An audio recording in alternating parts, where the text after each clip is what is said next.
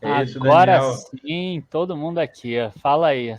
Fala, Zatar. Começa Pessoal você, falando que eu então. estava falando, o pessoal estava falando que eu estava falando muito acelerado ali no começo, porque a gente tinha um tempo e tudo. A gente vai ao contrário agora. César Paiva que fala muito tranquilo, muito comedido ali, até na gestão mesmo, muito tranquilão. A gente vai falar com eles aqui. É um grande prazer. Acho que a carteira Z foi, se não foi a primeira ali, descobriu, entre aspas, ali a revelação do campeonato Real Invest lá em 2018, né? Logo no comecinho, ficamos muito felizes em ver a competência da gestão, o trabalho muito sério que vem crescendo e que vem crescendo também a equipe, com o nosso grande Anderson Lures aí, agregando sobremaneira, com bastante... O pessoal fala do livro dele aí, não tem uma pessoa que não elogie como investir em small caps, né, Daniel? Não, e esse livro aí ele deve ter sido escrito há 50 anos atrás e continua valendo, né? 50 anos é jeito de falar, mas tipo, há 15 anos atrás, o Anderson vai falar pra gente e continua valendo. Você lê lá e ele continua valendo, principalmente para esse período agora, né? A bolsa cai, aí os ativos ficam descontados, aí você volta lá e vê direitinho que é exatamente o que o Anderson fala no livro. No livro dele é o Small Caps, acho que todo mundo conhece. Bom, até virou o apelido dele, né? O Anderson Small. É isso. Mas vamos lá, vamos passar. Fala. Boa, boa. Eu queria passar então já para o César e para o Anderson para dar as palavras iniciais e também, Daniel, agradecer também desde 2019 aqui, aquele evento presencial no Rio aqui, que eles vieram aqui, foi um evento muito bom no Alton Palace aqui em Copacabana, então vamos ver se ano que vem a gente consegue fazer de novo esse evento presencial. E obrigado, César, obrigado, Anderson, se vocês puderem dar as palavras iniciais aí antes de a gente começar a bombardear vocês aí de perguntas. Bom, Rafael, Daniel, é um prazer novamente estar com vocês. A gente gosta muito do trabalho de vocês. Zatar, acho que é verdade, você recomendou o Fundo Real Invest bem no comecinho, acho que a gente nem estava nas plataformas, né, então tinha uma dificuldade com os assinantes para estar orientando, né, como abrir uma conta na Melon, enfim, um processo bastante burocrático, mas isso mudou bastante. Hoje o fundo tem 37 mil investidores, né, teve bastante sucesso aí desde o seu início. E a gente segue o mesmo trabalho, a mesma filosofia, né? Acho que desde o início, né? Igual você comentou, assim, um pouquinho talvez da paciência, que o investimento em ações no longo prazo é uma máquina de transferir dinheiro dos impacientes para os pacientes, né? Estamos aqui com bastante disciplina, acho que escolhendo muito bem as empresas. Em momentos bons a gente tenta ter um resultado melhor, momentos ruins talvez perder menos, enfim, e no longo prazo a gente consegue ter um belo de um retorno composto, né? E igual há pouco eu estava ouvindo o painel lá do Markowitz, né? Falam aquela máxima, né, que para você conseguir um retorno diferenciado você tem que correr mais risco, mas se fizer um trabalho bastante adequado, comprar boas empresas com bastante margem de segurança, acontece o contrário, né? Você consegue ter um retorno melhor e com menos risco, né? E o livro do Anderson realmente é um sucesso. E eu acho que tem um destaque especial que ele escreveu no finalzinho de 2007, começo de 2008, no auge ali da euforia, né, antes da crise, e o livro continua atualizado, né? O pessoal pede às vezes uma reedição já atualizada, né? Igual o Graham fez lá várias edições, o pessoal pede uma reedição do livro do Anderson. Obrigado, Rafael e Daniel, pelo convite aqui. É uma honra participar desse evento. Aqui ao lado do César, que é o grande gestor aqui da Real Investor. É muito bom estar junto de vocês aí, o pessoal que a gente realmente admira bastante. E tem uma filosofia de investimento muito parecida, assim, né? Então, eu brinco com o César aqui, a gente vai estar jogando em casa hoje. O Rafael está andando na cripto também, viu, Anderson? Não é tão aderente não, viu? Acho que tem uma pimentinha de cripto e algumas carteiras aí, pelo que eu fiquei vendo pelo nome ali. Tem uma galera aí que está perguntando se vocês vão falar de metaverso hoje, inclusive. Eu já comentei com o César aqui que a gente está louco que o pessoal venda todos os ativos reais do mundo real para comprar metaverso, assim, porque nós vamos nadar de braçada, daí os únicos interessados ainda em investir nos ativos disponíveis aqui diminui bastante a concorrência. E sobre o livro, como lembrou, assim, no meio da crise ali, teve um momento que o pessoal deixou de considerar importante recompra, deixou de considerar o lucro como algo fundamental de um negócio, começou uns múltiplos assim meio estranhos. Aí eu parei para dar uma lida lá, porque será que mudou tanto assim? Aí eu dei uma olhada assim, li e pensei, poxa, realmente eu ainda acredito no que está escrito aqui. Então, eu acho que ele continua bem atual e nesse momento de crise ali foi bem interessante. Principalmente tem umas passagens ali sobre recompra e ofertas públicas, que o mercado deu uma pirada durante um momento ali. E tem uma parte ali que fala sobre crescimento também, quando o pessoal acredita que uma empresa só vai dominar o mundo e não vai ter concorrência, né? E começa a precificar isso de uma forma totalmente inadequada. Eu acho que esses dois pontos assim ficaram bem fortes nesse momento atual de mercado. Legal, e eu acho que a gente pode começar falando aqui, eu acho que esse evento de fim de ano, né, como a gente tem sempre retrospectiva de muitas coisas que foram feitas no ano recente, que vocês pudessem falar um pouco sobre isso. É óbvio que o fundo tem um viés longo prazista, não é? Não vê ano a ano, mas com certeza vocês devem fazer um balanço, nem que seja psicológico, em reuniões, de como andou o ano, de como foi, oportunidades. Se puder fazer uma breve retrospectiva de como foi 2021 para vocês.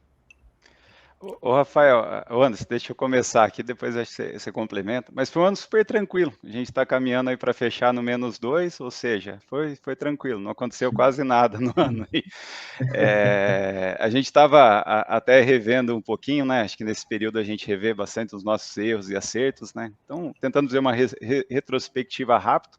Começamos o ano empolgados, né? Depois da pandemia, era aquele ano de reabertura, né? Então, de fato, ali um monte de empresas baratas, principalmente nós, assim, acabamos se posicionando um pouquinho mais no mercado interno para empresas que caíram excessivamente ali no ano de 2020. Então, a gente iniciou o ano animados. Só que até março aconteceu o contrário, né? Acho que o governo foi um desastre, o mercado interno aqui sofreu muito, o dólar subiu, o mercado veio a segunda onda, assim, muito mais forte do que imaginava, então aquilo que a gente esperava que ia acontecer no primeiro semestre foi postergado, acho que para o segundo, né? A gente chegou a cair uns 10% ali em março, até caindo uns 2%, 3% a mais do que o Ibovespa, né? Então um resultado um pouco frustrante.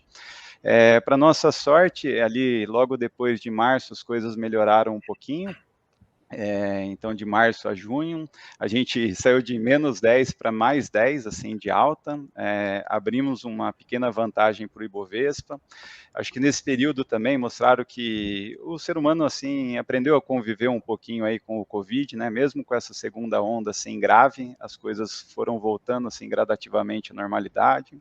Acho que a gente teve uma temporada de resultados muito favoráveis, eu acho que até destacando no primeiro trimestre, segundo, terceiro e provavelmente no quarto, assim, as empresas nossas estão indo muito bem, na média, assim, superando positivamente, então a gente teve acho que um bom resultado.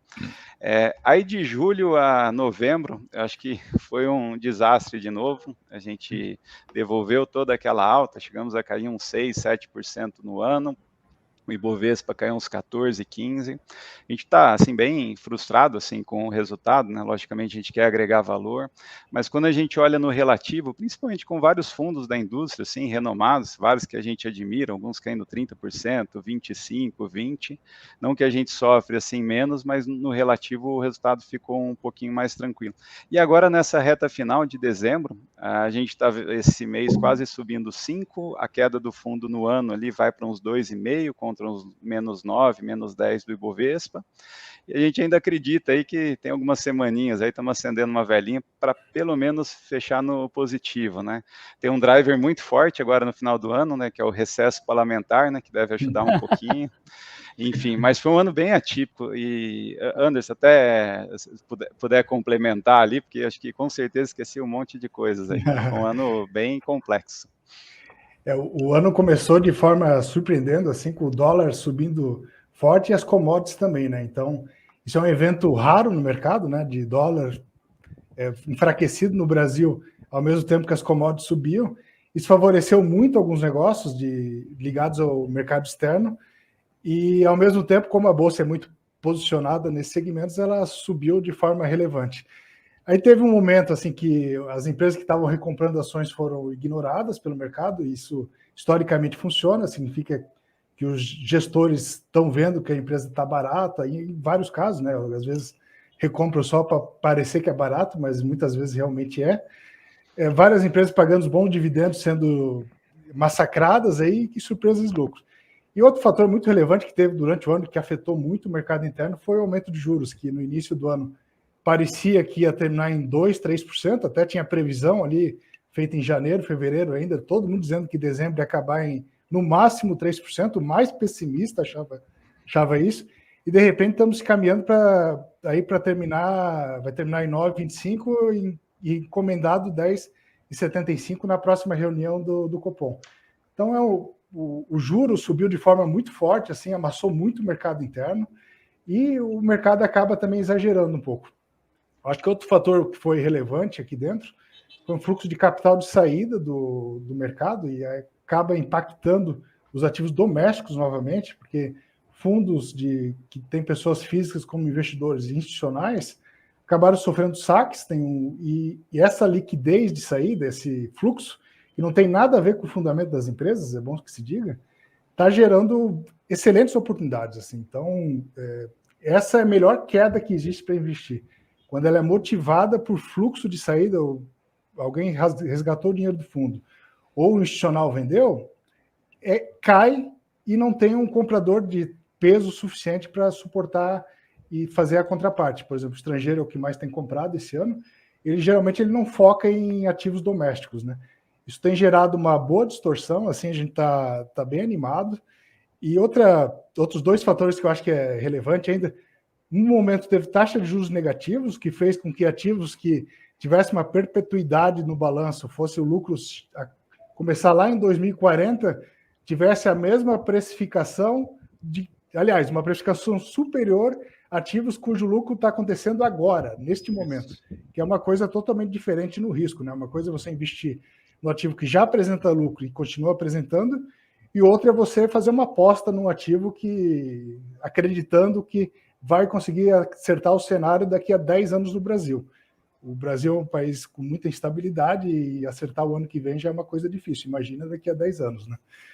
E outro último ponto que eu acho que é importante dizer foi um erro de perpetuação do cenário dos investidores. A gente está vendo agora essa queda do e-commerce de forma relevante, muito por causa disso. A pessoa chegou lá, viu, durante a pandemia o e-commerce subiu 50% ao ano.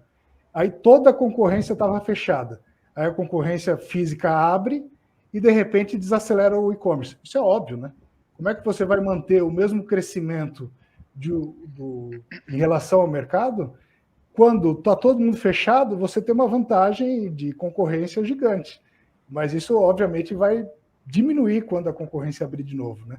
Então, mas muita gente acreditou que os 50% era o novo normal, mas não era. Então, acho que esse tipo de situação de perpetuação de um cenário de curto prazo também é algo que a gente gosta bastante de atuar, e a gente encontrou muitas oportunidades por causa disso.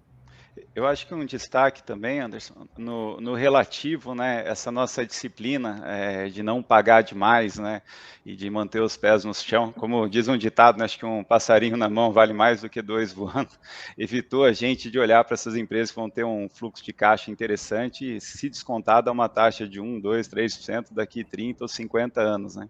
E tem uma série de ativos muito bons que dentro de 3, 4, 5 anos aí já vai dar um bom retorno para o investidor, né. E eu acho que vale só reforçar, né, que a gente fica animado num ano como esse, principalmente agora no final, né? Para nós, a matéria-prima de bons investimentos é comprar boas empresas e pagar barato, né? Eu gosto de brincar que o Value Investor aí está sempre feliz, né? Quando as coisas estão baratas, está super empolgado. Hoje está faltando espaço, está faltando caixa ali na carteira para tanta oportunidade ao mesmo tempo.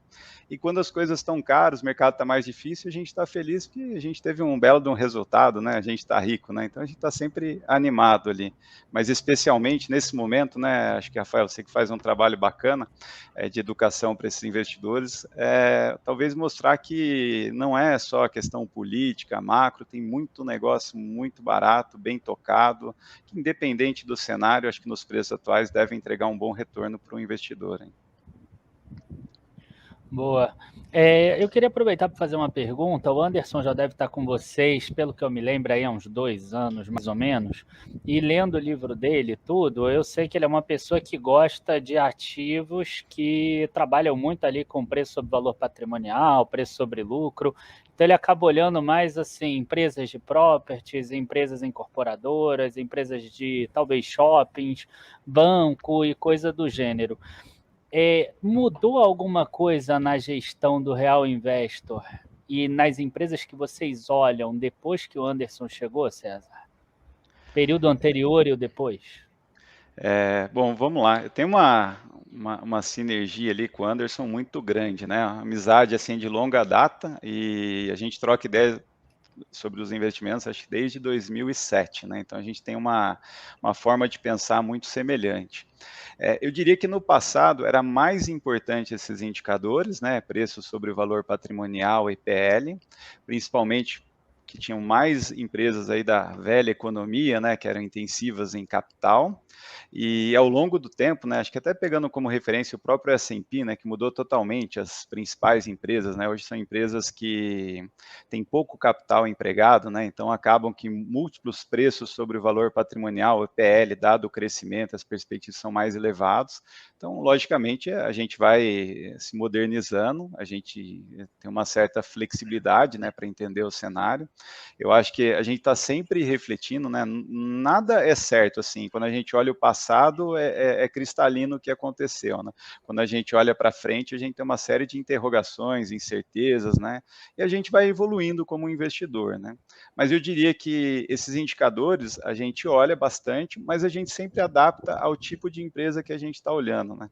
Acho que o próprio Charlie Munger recomenda que o investidor tem que ter uma caixa de ferramentas, né? Acho que diversificadas e dependendo do problema ele vai usar a ferramenta mais adequada, né? Então, quando a gente vai olhar para uma BR Properties, por exemplo, eu acho que é um baita do indicador, saber que ela está negociando hoje a metade do valor patrimonial. Concordo. E esse valor patrimonial é feito em cima da avaliação dos ativos que é feito anualmente, né? Então, acho que é uma referência muito grande. Se a gente for olhar uma empresa de tecnologia ou de serviços, isso é muito menos relevante, né? Você vai olhar muito mais para o fluxo de caixa, para quanto que essa empresa vai gerar, para as oportunidades de reinvestimento, tamanho do mercado que ela pode abocanhar, enfim. Mas a gente está sempre evoluindo, né, Anderson? Como o Charlie Munger diria, nada a acrescentar, mas eu vou falar alguma coisa assim.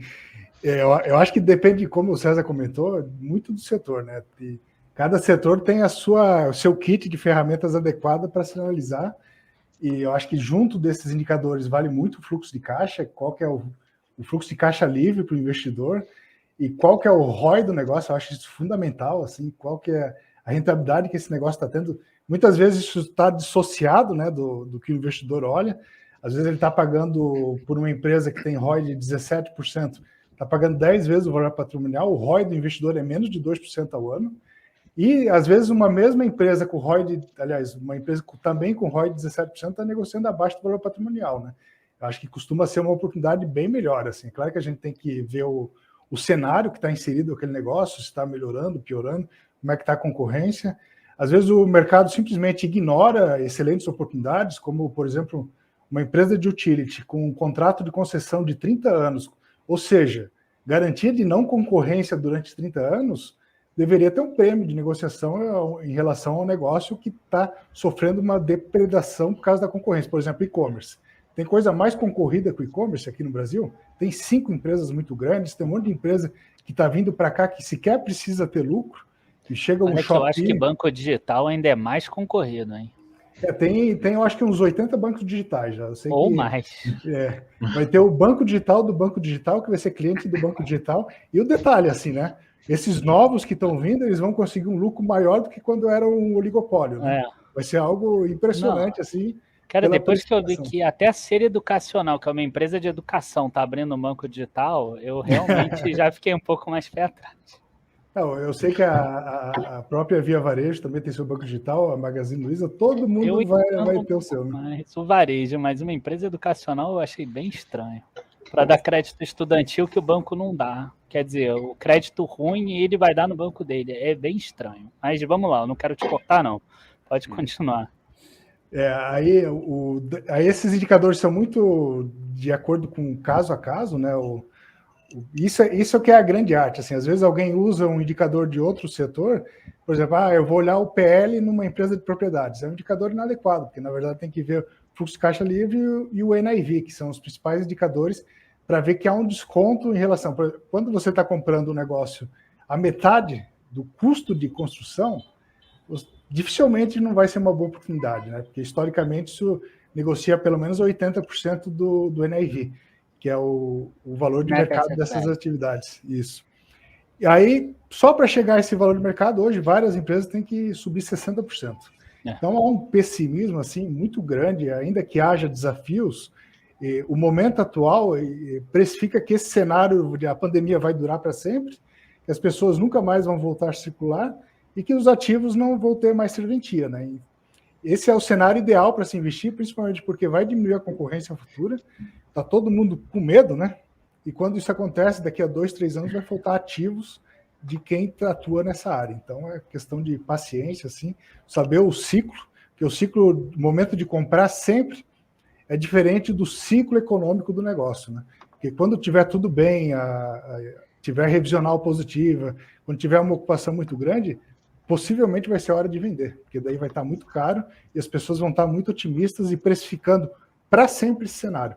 Mas daí vai vir a concorrência e vai fazer o trabalho que faz o mercado de quando tem ativos muito rentáveis, que é aumentar a concorrência, né? É ótimo, Anderson. E a gente aqui, vocês falaram alguma coisa sobre e-commerce, setor de varejo aqui, o César até falou de BR Property, e eu acho que vocês poderiam falar um pouco mais sobre os setores que estão muito amassados esse ano, que o pessoal pergunta muito até para a gente, para o próprio Daniel, que principalmente varejo e construtoras, né? Se vocês têm ou tinham até há pouco tempo, a gente consegue ver aquelas posições da CVM com a defasagem de 3 meses, via varejo, né? Saiu de 20 para 5 reais, Direcional, BR Properties, algumas outras empresas que eu não recordo agora. Mas esses dois setores, vocês acham que são os mais amassados aí, tem mais oportunidade no momento, que vocês estão aplicando mais, vocês vão sair, esperar o arrefecimento aí de 2022? Como é que está a cabeça de vocês, principalmente com relação a esses dois setores? Só deixa eu completar aqui que no chat, muita gente perguntando de Sanepar também. Foi. Ô, Rafael, existe uma máxima, né, que você tem que comprar na baixa e vender na alta, né? É fácil de falar, é uma coisa super simples, né? É bom senso. Para você comprar na baixa, né? Geralmente alguém te vende algo barato, porque aquele negócio não é popular, não tem tanta gente querendo comprar. E geralmente a gente imagina que as melhores oportunidades você encontra nesses setores, né? Logicamente que você ganha dinheiro olhando para frente, né? Então a gente tem que evitar algumas que a gente fala lá, um value trap, né? Uma empresa que está barata, mas tem um motivo, que as perspectivas são ruins, enfim. Então a gente costuma assim olhar, né, para aquelas empresas e setores que estão nas maiores quedas de um determinado ano para ver se dentro daquelas maiores quedas tem algo que sofreu de maneira exagerada, né? Então, eu vou começar aqui com uma empresa, por exemplo, que a gente tem uma posição e tem aumentado bastante aí nos últimos meses, semanas, aí, até sendo coerente com a nossa carteira, que é a construtora Iven, né, para usar um exemplo, né. A Iven, até fazendo um retrospecto assim bem rápido, né, a gente não gostava muito da empresa, olhando assim o histórico dela de alocação de capital. Então, a empresa que cresceu meio sem disciplina desde o IPO, se endividou demasiadamente, entrou em várias praças, assim, faltou um pouco de racionalidade na alocação de capital. Porém, ali na crise de 2014, 2015, um novo player apareceu, um fundo lá chamado Melpar, que foi capitaneado pelo Leandro Melnick, que é um cara que toca uma construtora que hoje é capital aberto na Bolsa também, a Melnick, com uma família, se não me engano, Alexandre Grendene, família Zafre, eles foram comprando essas ações em bolsa, compraram o controle, trocaram o conselho, eu acho que de 38 diretorias ele reduziu para 6 ou 7, saiu de todas as praças que não fazia sentido, focou os esforços em São Paulo, com a marca Iven, e com a marca Melnick, né, que eles são donos de 44% em Porto Alegre, né. Essa Melnick, nos últimos 10 anos, né, que era o que o Leandro Melnick tocava, deu um retorno de algo de 18% sobre o patrimônio, numa década que a maioria das construtoras perderam dinheiro, né? E hoje, ela caiu bem o ano passado, e esse ano está caindo 45%, se eu não me engano, está negociando a 80% do valor patrimonial, deve estar negociando a uma relação preço-lucro em torno de 6 para esse ano, e talvez um pouquinho menos para o ano que vem. Ela tem, acho que 1/3 do valor de mercado em caixa. Os caras são muito bons alocadores de capital, os caras estão prontos para esse cenário assim mais difícil, e é um preço que a gente não imaginava, assim, tá pagando assim para uma construtora dessa qualidade, assim, olhando para frente, né? Então, a gente vê com bons olhos. E uma coisa engraçada, final de 2019, a gente estava quase que saindo totalmente do setor de construção e o mercado estava todo animado, né? Teve uma febre assim de IPOs, de empresas querendo abrir o capital, final de 2019, começo de 2020. Naquele momento a gente não via muita oportunidade, a gente estava vendendo e diminuindo assim drasticamente as nossas posições, né? Aí logo depois ali em abril, né, na questão do Covid, ali a gente começou a comprar e agora a gente tem reforçado, né? E eu acho que vai dar bons frutos, assim, se a gente olhar para um horizonte aí de 2, 3 anos para frente, né? Então essa é uma empresa, por exemplo, do setor de construção, que a gente tem se aproveitado. Inclusive no setor está cheio de oportunidades aí. Certo. Desculpa. Eu acho que só complementando o que o César colocou, a empresa está praticamente a metade do NAV, porque o NAV dela é em torno de R$13 por ação. A gestão tem meta bem clara de ROI, assim, de rentabilidade dos projetos. Ela fez um Investor Day aí muito bom. Quem quiser se aprofundar, dá de ver, a apresentação está excelente. Tem as metas de rentabilidade de projetos, assim. E outra coisa que é importante é que no quarto trimestre do ano passado ela descontinuou a Praça do Rio de Janeiro, que é onde ela tinha prejuízo. Então, durante os últimos 3 anos, o balanço dela foi bem sujo, anterior a isso, né? Foi bem sujo por essa questão dos projetos que não eram rentáveis que ela tinha. Ela descontinuou essa praça do Rio de Janeiro e no quarto trimestre do ano passado, ela fez uma venda desses ativos para um fundo imobiliário e fechou a praça. Aí ela reconheceu um prejuízo não recorrente, mas se a gente tirar esse evento, ela já estaria rodando perto de um ROI de 15%. Para uma empresa que negocia 80% do valor patrimonial, o ROI do investidor fica bem alto, perto de 20%, negociando a 5, 6 vezes o lucro para esse ano, com dividendo alto e gerando caixa. E, principalmente, assim, houve uma mudança de gestão em 2018 que o mercado não percebeu.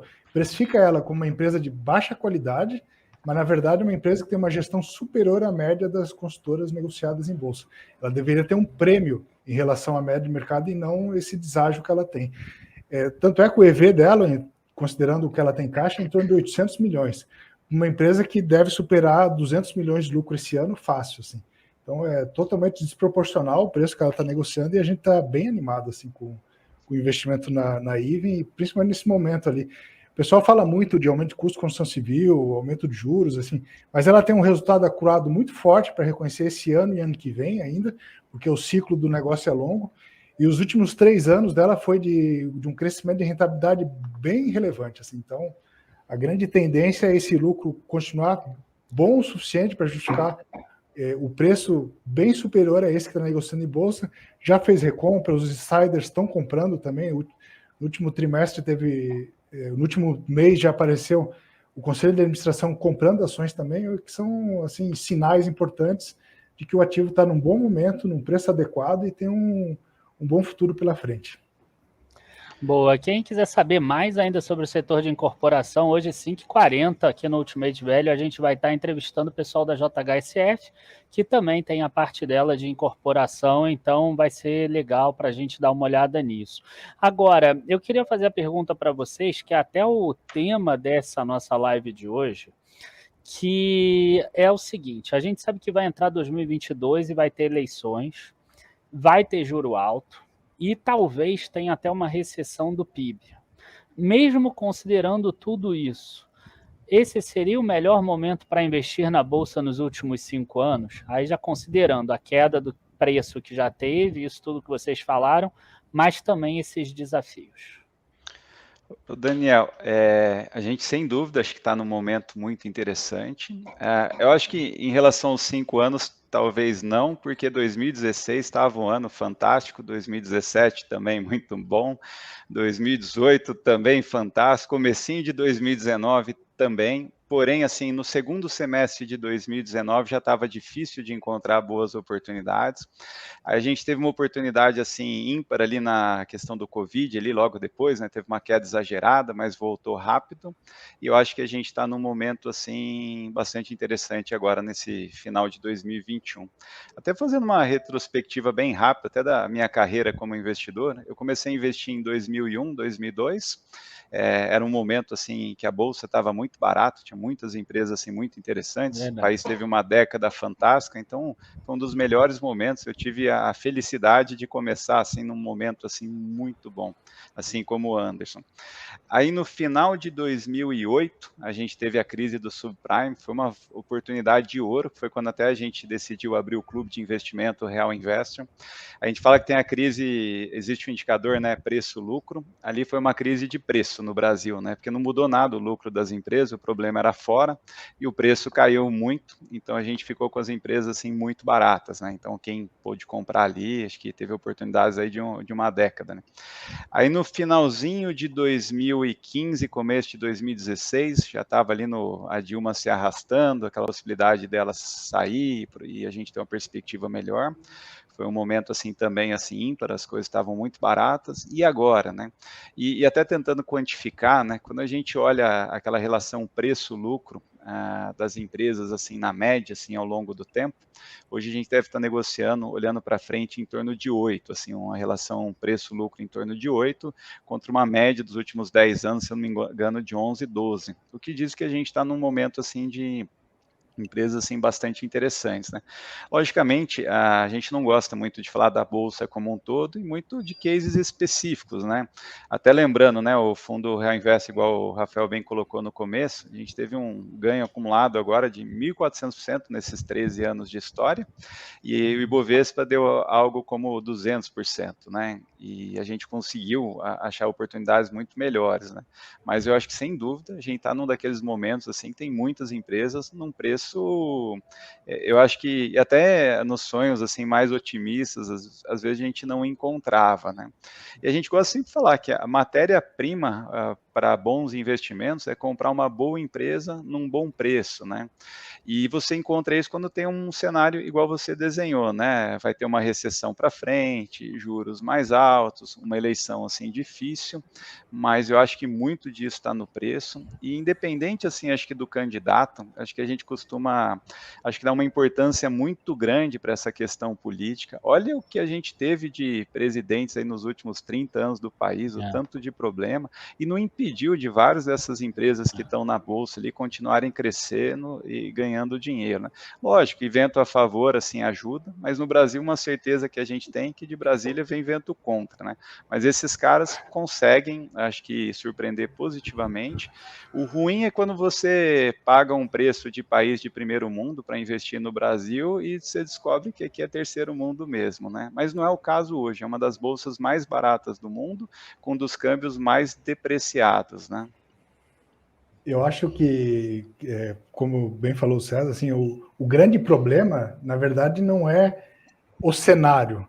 O grande problema é não ter uma remuneração adequada para o risco que a gente vai correr, né?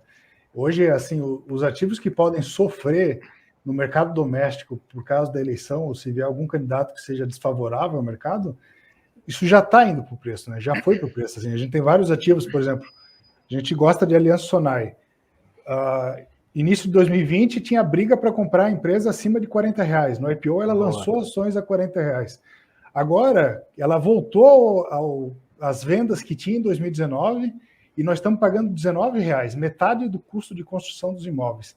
Então é um exemplo clássico, assim, esse risco que todo mundo está vendo, o risco político, esse juros subindo, o risco fiscal, é algo que traz a oportunidade. Assim, dificilmente nós vamos ver um cenário todo rosa, tudo. Final de 2019, aconteceu esse cenário maravilhoso, que parecia que o Brasil ia engatar várias reformas, a inflação estava controlada, o crescimento, enfim, estava chegando, situação fiscal ficando cada vez melhor. Parecia, não, agora vai. Não tinha oportunidades quase. Os ativos estavam bem caros, a gente já estava fazendo caixa aqui. Infelizmente veio o Covid e não deu tempo de terminar de fazer o caixa que a gente gostaria, porque também foi uma surpresa, né? O Brasil estava indo muito bem. Mas daí o que é melhor? Comprar Aliança Sonae a R$50 ou BR Properties a 15 ou Neo Energia a R$27? Ou pagar agora na Aliança Sonae R$19, na BR Properties R$7 e na Neo Energia R$17? Pô, é incomparável, assim. Primeiro, a Aliança Sonae já voltou a ter o faturamento que ela tinha em 2019, com um endividamento muito baixo. A Neo Energia está com lucro 50% acima que tinha em 2019, bem maior. Você está pagando 40% a menos. Aí pega, por exemplo, o Banco do Brasil, que caiu também 40%. O lucro está 20% acima do que era 2019. Estamos pagando 4,5 vezes o lucro, dividendo de 8%. E já teve questão do guidance com lucro para cima, né? Exatamente. Então, o problema não é exatamente esse cenário conturbado. O problema é quando a gente paga demais por alguma coisa. E tenho certeza que hoje, mesmo com a percepção do mercado que o cenário piorou, na verdade, está muito melhor para comprar. E outra, assim, essa promoção é uma promoção de fluxo. Promoção de fluxo não dá medo. Promoção de fluxo é oportunidade. Porque o pessoal está saindo obrigado, mesmo que não queira. Não estão vendendo empresas porque o balanço está decepcionando. Pelo contrário, os balanços estão vindo muito bons, bem acima, inclusive, de várias previsões. Acima do que eram numa época antes da pandemia. Deveria ter uma precificação mais adequada, né? Então, isso é uma oportunidade.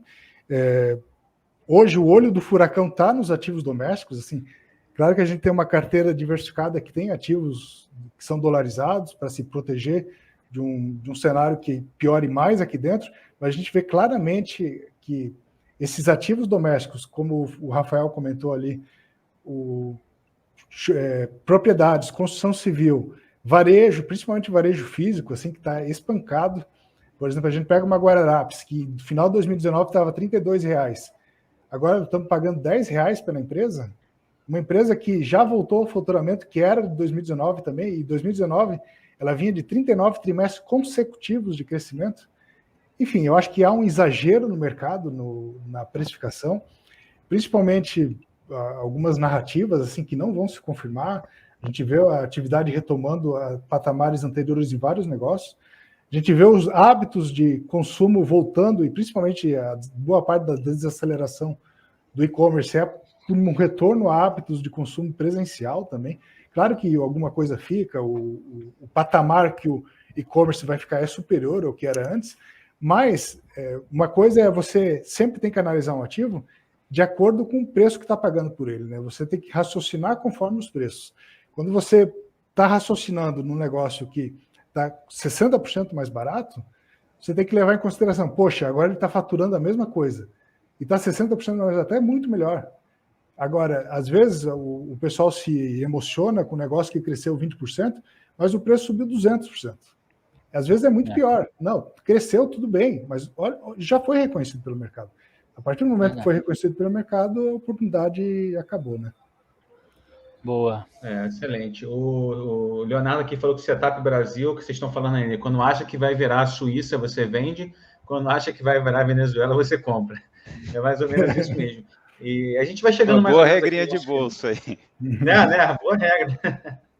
A gente está chegando aqui no nosso final, quase 800 pessoas ao mesmo tempo, queremos agradecer. A gente vai ficar até 6h30 hoje aqui. O pessoal que puder printar a tela e marcar a gente no Instagram, dica de hoje, carteira Z, tá? A gente vai repostar lá no Instagram, carteira _Z e dica de hoje, _7, beleza? E aqui, acho que a minha última pergunta para vocês é uma coisa bem interessante de a gente falar sobre proteções. O Anderson falou agora sobre dolarizar a carteira, né? E eu acho que vocês estavam lá na pandemia, se eu não me engano, na carta que eu li, em março, ali, em torno de 16% em caixa, e depois daquele banho de sangue, ficaram com 3% apenas. Alguma coisa parecida com isso. E com as eleições de 2022, o fundo ele vai tender a ser reativo ou proativo nesse cenário, né? Porque a gente precisa falar de proteção também, até o pessoal que é cotista ou que está pensando em...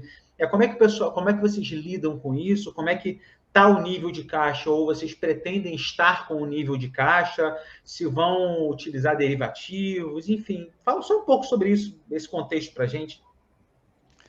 Bom,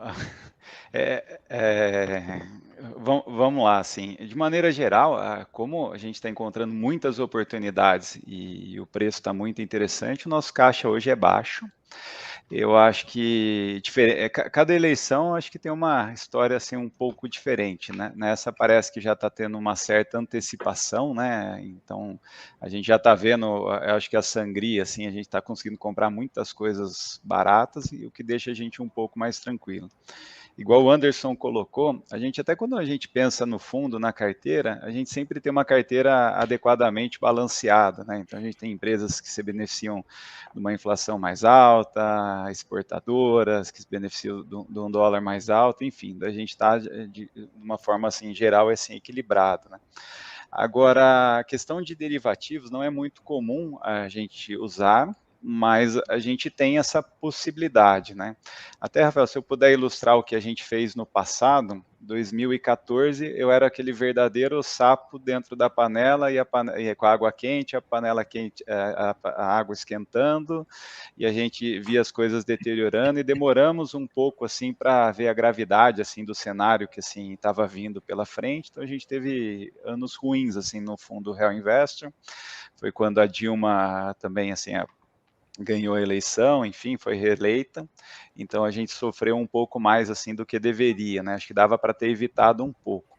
Na eleição de 2018, antes da eleição, a gente entrou com um pé um pouquinho aí no freio. A gente estava com um caixa um pouco maior, chegando mais próximo da eleição, como a gente entendia que era um cenário assim binário, assim, que ou era o Haddad ou era o Bolsonaro, e a chance que a gente atribuía era 50% para cada cenário, e a gente só tinha uma certeza que o mercado ia gostar um pouco mais do cenário do Bolsonaro com o Guedes e ia, assim, talvez detestar o cenário ali com o Haddad, né?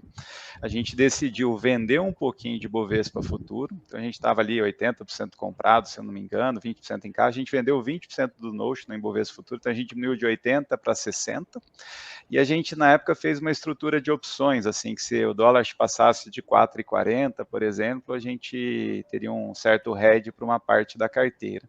E a gente tomou essa decisão alguns meses antes do primeiro turno, então prejudicou um pouco o nosso resultado, a gente ficou ali com o fundo meio que andando de lado, assim, em linha com o Ibovespa. Quando teve o primeiro turno, o Bolsonaro saiu com uma vantagem assim, interessante e não fazia mais sentido para a gente ser tão conservador. Então a gente voltou a ficar ali 95% comprado e a gente acabou se beneficiando bastante da retomada nos anos subsequentes, né? Agora, para esse ano, eu acho que vai depender muito da nossa leitura, né? Acho que olhando para frente ali, dos cenários, ainda está, acho que um pouco cedo, né? Mas essa parte eu acho que eu passo para o Anderson, ele que tem que avisar o que vai acontecer para a gente se posicionar.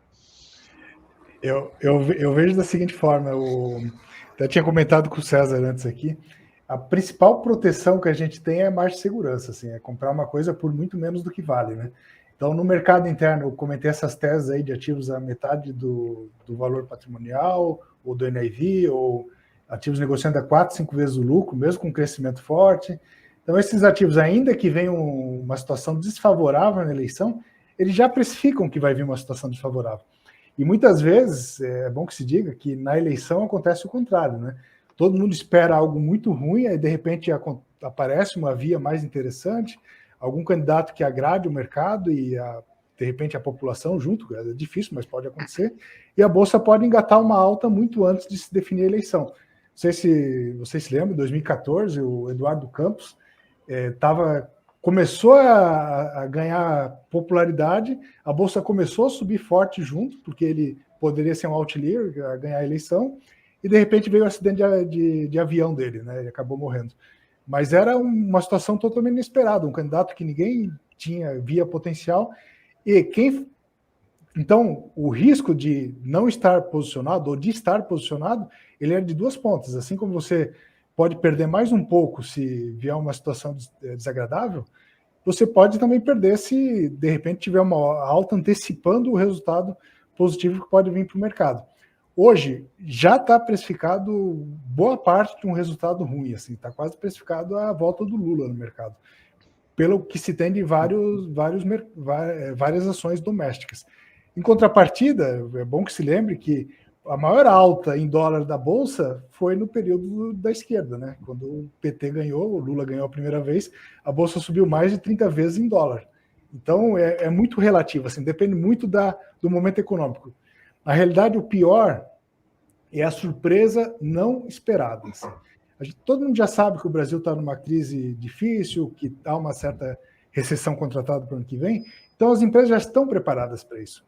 O pior seria se fosse como em 2012, 2014, as empresas estavam se preparando para um ciclo de alto crescimento. Então elas estavam inchadas, estavam com o custo de mão de obra estava muito alto, os materiais estavam caros no Brasil. Hoje os materiais estão caros, mas a mão de obra não tem problema.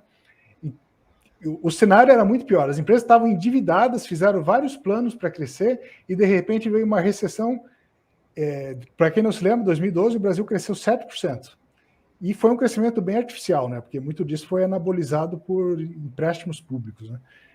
E aí chegou 2013, 2014, as empresas estavam preparadas para a continuidade desse crescimento, que não veio. Dessa vez todo mundo já está preparado para a recessão, todo mundo já sabe que o cenário está difícil, endividamento está muito mais baixo do que era naquele período, a rentabilidade dos negócios estão bem acima do que era, e mais, assim, negócios que se beneficiam do dólar estão voando, a indústria está voando, aqueles que exportam, a agricultura está voando, quem tem o juro como matéria-prima de resultado acaba se beneficiando, também vai se dar muito bem ano que vem, uma seguradora, por exemplo. Então, a principal proteção, primeiro, mais segurança, se a gente for investir no mercado doméstico, ou ativos que se beneficiam do caos do Brasil. Por exemplo, uma exportadora, uma empresa de commodities, de petróleo, de mineração, de empresa de carnes, como o JBS, são ativos que boa parte da receita diz mais respeito ao mercado global do que a eleição brasileira, né? Então, esse tipo de negócio, especificamente, são uma boa proteção. A gente tem uma carteira adequadamente diversificada, e como a gente... Isso é outra coisa que é a nossa característica, a gente não vai all-in numa tese, né? Muitas vezes um fundo tem um desempenho muito forte porque ele estava com risco inadequado, assim, ele estava muito exposto a uma variável. Por exemplo, estou muito exposto a dólar mesmo. E se ganha alguém favorável ao mercado? O dólar desaba e esses negócios vão ter uma lucratividade menor.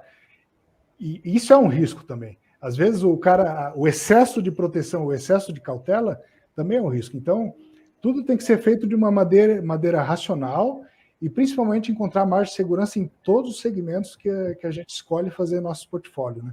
Então, qual que é as melhores opções para se beneficiar de um dólar que continue assim desvalorizado no país? Aí a gente compra esses ativos. São aqueles que já precificaram um cenário ruim. Diferente, se a gente tivesse aqui construtora negociando a 1,5 o valor patrimonial, ou as empresas propriedades ou NIV, ou então pagando 7, 8, 9 vezes nas empresas do setor elétrico, a gente está pagando só 4 ou 5, seria outra coisa. Esse risco não está no preço. Então, a gente tinha ainda o risco de cair 40%. Essa queda já aconteceu. Então, se a queda já aconteceu, e boa parte do ciclo monetário de restrição já aconteceu também, a tendência é que depois que passar todo esse ciclo monetário restritivo, começar a reduzir essa precificação que isso traz negativo para os ativos, e o pessoal começar a olhar para frente. Bom, o ciclo monetário de alta já foi. A partir de agora, a tendência é mais cair do que subir os juros, né? E a partir desse momento, os ativos teriam que voltar a se valorizar, principalmente no mercado doméstico, né? Mas se você tiver uma carteira 100% protegida, você não vai ganhar nada com isso, né? Então, tudo é uma questão de saber dosar o quanto que a gente quer de cada risco, e é importante dizer assim, a diferença entre o remédio e o veneno é a dose, né? Se você tiver com muita dose excessiva em algo que parece um remédio, ele vira um veneno também. Boa. Acho que é isso. Com isso a gente encerra hoje, né? Daniel, fala. Para encerrar aqui, obrigado, Anderson e César. Se você quiser fazer aquele negócio que a gente fez em 2019 e 2020 ali, da ação... nem tinha pensado nisso. A gente fez uma brincadeira lá em 2019, no evento presencial aqui no Rio de Janeiro, para cada gestor escolher uma ação para 2022. Uma brincadeira, não é nem um compromisso que vai subir, enfim. O César Paiva, ele deveria pedir desculpa para as pessoas, porque ele falou Vale e ela subiu 70% em 2020. Então, ele deveria se desculpar, e tanto que a ação voou em 2020. Se vocês quiserem participar e falar alguma empresa que vocês acreditam estar mais amassada para 2022 ali, e fica à vontade. Quer começar aí, Anderson? Boa questão, assim, eu acho que... Não, é só uma, que senão fica em cima do muro, fala várias, a escolha é melhor. É só uma. Tá. Uma cada uma, né? Tá, vamos fazer uma cada uma. Uma cada um, pode. Eu falo Aliança Sonae. Eu vou colocar a Neo Energia, mas até fazendo um disclaimer... Estava no empate ali. Boa. Do ponto de vista do risco-retorno, né? É uma coisa que a gente olha muito, né? E eu acho que é importante, né, quando a gente é investidor, para sobreviver ao longo do tempo, né? A gente tem um ano difícil, então ter uma empresa de utility com mais previsibilidade nos preços que estão hoje, eu acho que a gente tem hoje um bom retorno contratado com um risco baixo, né? Mas não é aquela empresa, talvez, para dar uma porrada, né? Mas não é necessariamente o nosso estilo, né? Eu acho que ao longo do tempo, né, se a gente conseguir 20%, 25% ao ano composto ali, você vai dar uma porrada muito grande, mas não precisa necessariamente concentrar demais e correr o risco de tropeçar no meio do caminho, né? Excelente. Está anotado aqui. Queria agradecer ao... Rafael, um último pedido, né? Na rede social recente eu te convidei para visitar Londrina aqui, você falou que queria um convite formal, né? Então eu queria aproveitar a live, convidar você e o Daniel para passar uns dias conosco aqui em Londrina. Fiquei sabendo que você só está visitando a Faria Lima ali, o eixo Rio-São Paulo, queremos ver vocês em Londrina. Aí a gente fala com seus assinantes daqui de Londrina, tá? Então fica o convite aí pro comecinho do ano para os dois aí. Aí, Daniel, vamos embora. Eu não gosto de visitar São Paulo, eu prefiro mais visitar Londrina. O Rafael não vai operar o nosso fundo, não, tá? A gente não é tão arrojado igual o pessoal da Versa, não, viu, Rafael? Não, você vai só olhar, o diretor de risco não deixa você chegar perto do computador. Talvez você mude de ideia, mas obrigado. Vamos sim, vamos marcar para aí, com certeza. Obrigado, César. Obrigado, Anderson. Foi uma verdadeira aula, muito agregadora. Eu vou sair agora junto com o César e com o Anderson. O Daniel vai ficar com o Sérgio da Alta e depois vai entrar com os dois Rodrigos aí de fundos imobiliários, uma verdadeira aula. Eu volto 4h50 com Henrique Breda e Luiz Alves Pais e Barros para mais uma aula aqui. Então, valeu, pessoal. Obrigado, pessoal. Abração, valeu, obrigado. Prazer participar com vocês. Hein? Prazer. Valeu. Tchau.